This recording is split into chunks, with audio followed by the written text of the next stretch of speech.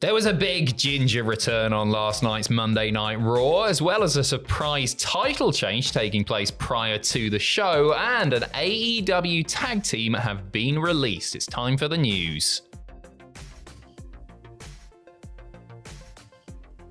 Last night's Raw saw a big old return as Sheamus, who has not been seen since the Royal Rumble, made his return to the flagship show. He took on Austin Theory, who was subbing in for one Grayson Waller.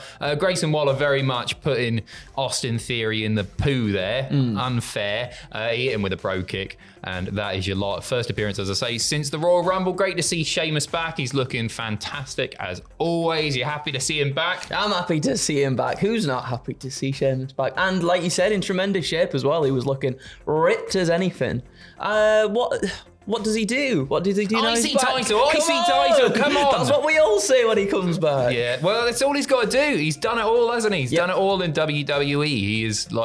He's a very decorated champion. I love seeing him on screen. Like, he's somebody who had such a career resurgence. Like, following the tag team with Cesaro, the bar was fantastic. And I think people's adoration of Sheamus has just grown and grown over the years to the point that I get really excited when he comes out. He was somebody who was pushed way too quick, way too soon. But that was an awful long time ago. And any time that he is on our screens now, I just find myself loving it. Yeah, me too. Do you think they tease the IC thing for a little bit longer? Because obviously I feel like they know that that's what we want to see him do.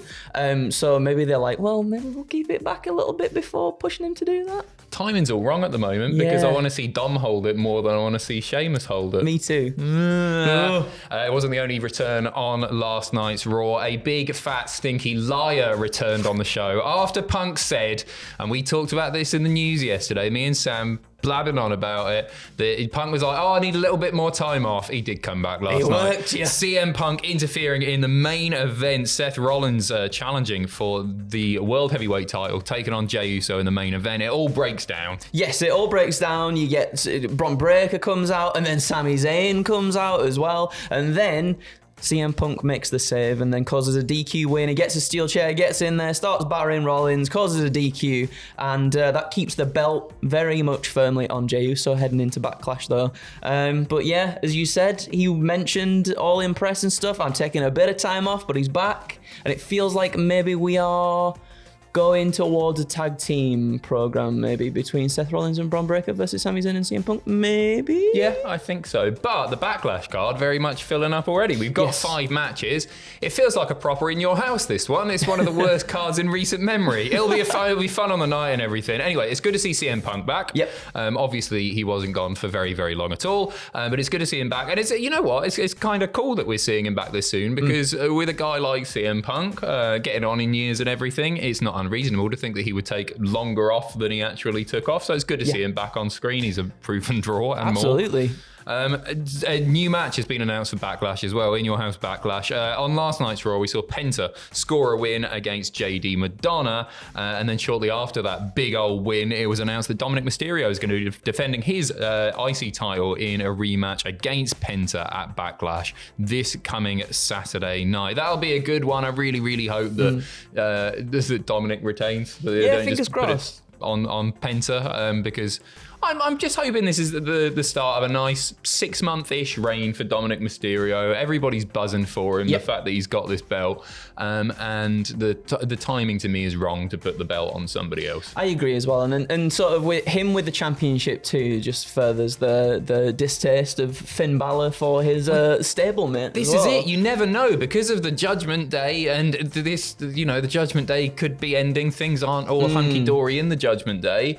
There's a big question mark above this match, isn't there? Because you just don't know what's going to happen. And it wouldn't shock me massively if they put the belt on Penta. No, me neither. I mean, I believe Dom's already got a win over Penta is already. So to see Penta pick up the win in this, I could see that happening. But at the same time, like you said, I don't really want them to take the title off Dom yet because we've not reached that potential, have we? I'm hoping because Penta name dropped like the Lucha Bros tag team being a thing, we're going to move into tag team territory for Penta. insert, and he sticks away from my little Dom's singles title. Little Dom. That's what I'm hoping for. We'll run down the card for Backlash very, very quickly. You won't have to wait too long, by the way, for pitches and predictions. Pitches live tomorrow and predictions on Thursday.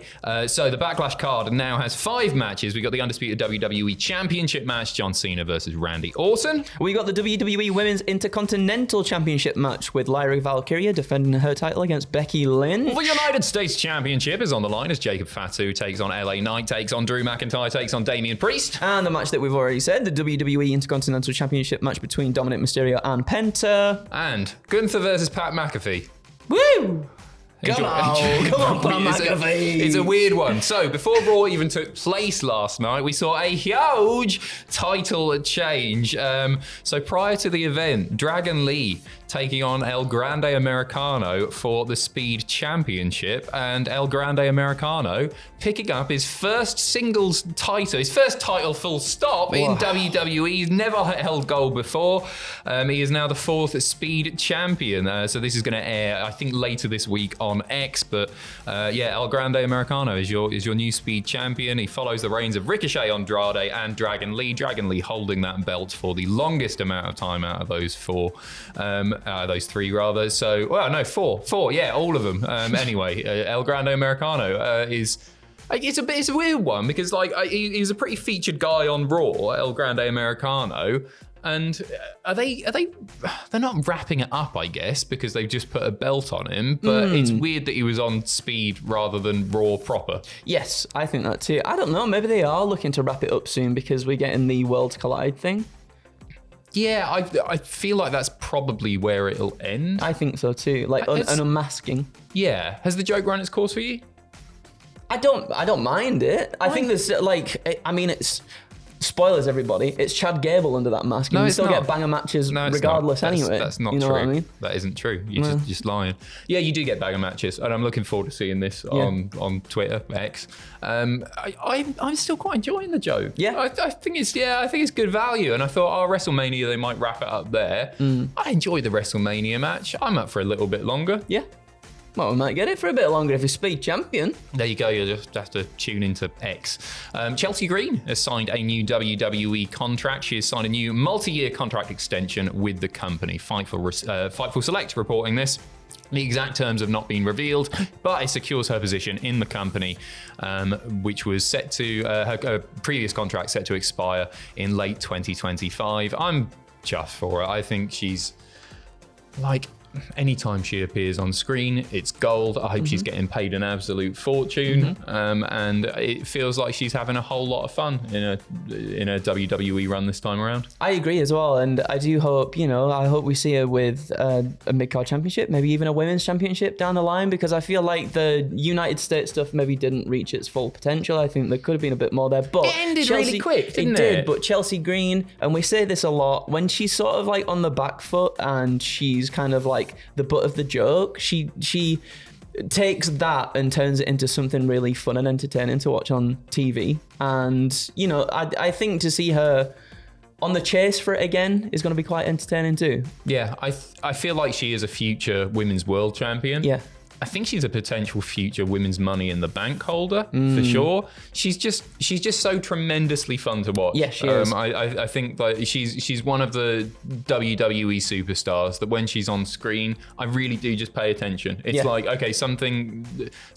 it's not necessarily that something big's going to happen, but she's going to maximize her minutes. Yes. And she's class, isn't she? We finish off with the news that AEW Tag Team have been released. So yesterday, fans noticed that Vincent and Dutch, the Righteous, had been removed from All Elite Wrestling's official roster page. PW Insider very soon after confirming that the two have exited the company, and that exit actually took place about a week ago, and they've not been on TV a huge amount. I was excited for these two when it looked like they were teasing the Elijah stuff. Yeah. And then Elijah, the former Elias, went to TNA. He's just basically doing the same gimmick that he was in WWE.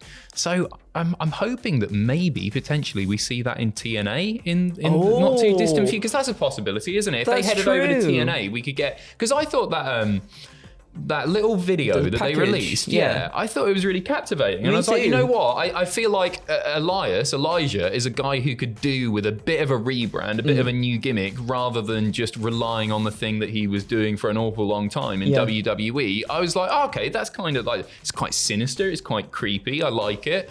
And then it just didn't happen. So I'm hoping whatever they do next, they're very successful in it, but I'm hoping it's that. Yeah, I really like that as well, because initially it's not really a pairing that I've ever thought about before. No. Like Why would Elijah you? and The Righteous. And then, yeah, as you said, we got that video package and it was quite exciting. And then obviously we went over to TNA and we're like, oh, we're not really going to get much of that then at all. And I really like the presentation of The Righteous too.